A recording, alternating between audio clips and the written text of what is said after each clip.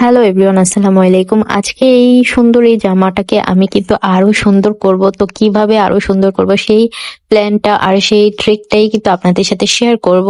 আপনারা যারা ঘরে নরমালি যারা নিজেদের জামা কাপড় নিজেরা সেলাই করেন এবং নিজেদের বাচ্চাদের জামা কাপড় নিজেরা সেলাই করেন, তো আমরা কিন্তু বেসিক্যালি বাইরের জামাটা কমই ইউজ করি, যেহেতু বাইরের জামা যেগুলো কিনা জামা সেগুলোতে কিন্তু অনেক কিছু এমব্রয়ডারি করা থাকে, দেখতে অনেকটা সুন্দর লাগে। তো আমরা কিন্তু ঘরে বানালে অতটা সুন্দর দেখায় না, যার কারণে আমরা আজকে কি করব, ঘরে বানানো জামা কাপড়ের উপরেই কিন্তু আমরা রঙের কাজ করে আকর্ষণীয় করে তুলবো। তো এটা কিন্তু আপনারা চাইলে নিজেরাও ঘরে বসে এরকম করতে পারেন, নিজেদের কাপড়ের উপরে হ্যান্ড পেইন্টিং করে বা হাতের কাজ করে কিন্তু জামাগুলোকে আপনারা অসাধারণ বানিয়ে ফেলতে পারবেন। তো আজকে এই জামাটার উপরে আমি হ্যান্ড পেইন্টিং না সরি ব্লকের কাজ করব, মানে ব্লকের ডাইস দিয়ে ছাপ দিব।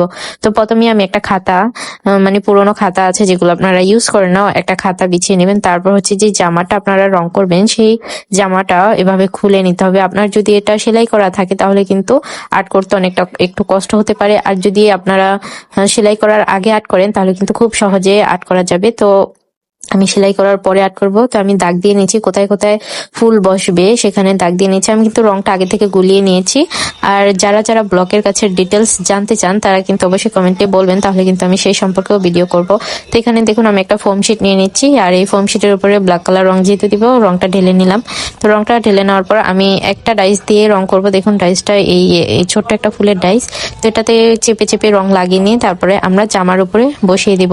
আর অবশ্যই কিন্তু ডাইসগুলো ভিজিয়ে রাখতে হয়। আমি কিন্তু তাড়াহুড়া করে রং করতে আসছিলাম, বেশিক্ষণ ডাইসটা ভিজানো হয় নাই, যার কারণে রংটা একটু আবছা আবছা আসছে। পরে আবার তুলি দিয়ে আমি ঠিক করে নিয়েছি। দেখুন পিছে কিন্তু কিরকম হালকা হালকা দেখাচ্ছে, কারণ ডাইসটা দিয়ে কিন্তু অবশ্যই একটু চাপ দিতে হবে, তাহলে কিন্তু খুব সুন্দরভাবে কাপড়ের ভিতরে ঢুকে যাবে আর রংটাও কিন্তু দীর্ঘস্থায়ী হবে। আপনারা যদি ব্লক বাটিকের কাজ শিখতে চান তাহলে অবশ্যই আমার কমেন্টে জানাবেন, আমি স্টেপ বাই স্টেপ আপনাদের শিখিয়ে দিব। আমি এই কাজটা কিন্তু আমি কোর্সের মাধ্যমে শিখেছি কিভাবে হ্যান্ড পেইন্টিং বা ব্লকের কাজ করতে হয়। তো দেখুন কাপড়টা যেহেতু আমার ধোয়া ছিল, মানে একবার ধোয়া হয়েছে, যার কারণে কাপড়টা একটু কি হয়েছে, একটু কুচকে গেছে। তো এখানে আয়রন দিয়ে নিলেও কিন্তু হতো, যেহেতু কুচি কুচি দেওয়া, আয়রন দেওয়ার ফলেও কিন্তু কাপড়ের ভাঁজটা থেকেই যাচ্ছিল। তো দেখুন আমি কিন্তু এর উপরেই একটু হাত দিয়ে খুলে খুলে আমি ফুল দিয়ে নিচ্ছিলাম ঘুরিয়ে ঘুরিয়ে। তো আপনারা চাইলে কিন্তু আগেও দিতে পারেন, আর আমি একটু পরে দিলেও ভালো হয়, কারণ একদম একট ভাবে পরে। আগে দিলে কি হয়, সেলাইতে বেশি কম ধরার ফলে একটু কম বেশি দেখা যায়। তা আপনারা যদি ঘরে বসে এভাবে নিজেরাও কিন্তু নিজেদের জামা ডিজাইন করে নিজেদের ইচ্ছে মতো করে বানিয়ে ফেলতে পারেন। আর এই জামাটা আমার ছোট্ট মেয়ের, তো আমার মেয়ের জামাটাকে আমি আরেকটু সুন্দর করার জন্য এই কাজটা করতেছি। আর এই জামাটার কিন্তু ফুল টিউটোরিয়াল আমার চ্যানেলে দেওয়া আছে আরেকটা চ্যানেল, সেটা হচ্ছে তাসফিয়া ফ্যাশন হাউজে। তো সেটার লিংক আমি আমার ডিসক্রিপশনে দিয়ে দিব, আপনারা চাইলে সেটা দেখে আসতে পারেন। আর জামাটা ডিজাইনটা কিন্তু অনেক সুন্দর, আর মাত্র 100 টাকা খরচ করে কিন্তু আমি জামাটা বানিয়েছি, কাপড় আর লেস। এখন যেহেতু আর্ট করছি, আর্ট করার কারণে কিন্তু এর মূল্য আরো 50 টাকা বেড়ে যাবে। তো 150 টাকা খরচ করে আমি এত সুন্দর একটা জামা বানিয়ে ফেললাম ঘরে বসে নিজের হাতে।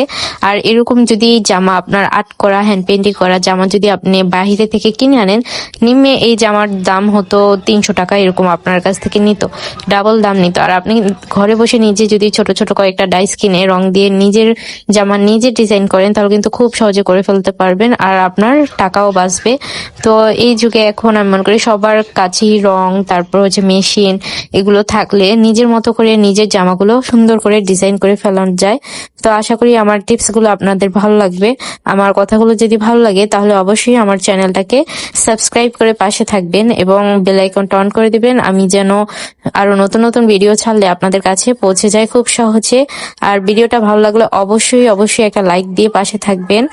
আমার পাশে যারা থাকবে আমি অবশ্যই তাদের পাশে থাকার চেষ্টা করব, কমেন্টে বলে যাবেন, তাদেরকেও আমি যে সাপোর্ট করে আসবো। ওকে, আজকে এ পর্যন্তই। ধন্যবাদ সবাইকে। আসসালাম।